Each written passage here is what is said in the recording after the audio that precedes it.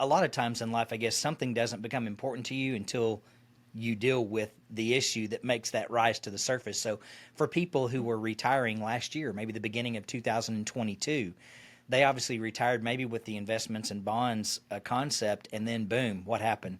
The market goes down, and there was no inverse relationship. Stocks went down, and so did bonds. So, where does an annuity come in and change the sequence of returns risk, I guess, and the safety portion that can happen when we go through a year like last year? Yeah, yeah, and people don't always realize that bonds can lose money, especially if I have like a bond fund. So I'm not holding individual bonds.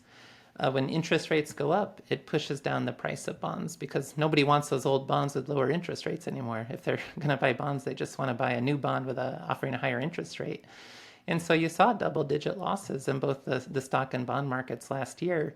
And that can really disrupt a retirement because if somebody retires at a time where markets start going down, to meet my spending, I have to take distributions from my portfolio and I may have to sell from the portfolio at a loss.